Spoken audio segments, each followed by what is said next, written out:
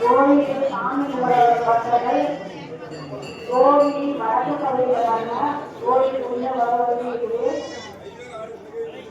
சாமி தரிசனத்துக்கு வராம கோவில் சாமி கோவில் நீங்களே வெளியிடுவீங்க.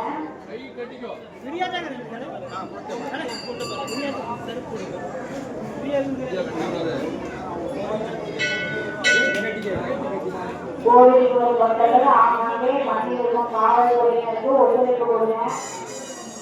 கோவிலுக்கு வடக்கு பகுதியில கோவில் உள்ளே வர வழி இருக்கு. அதுல சாமி தரிசனம்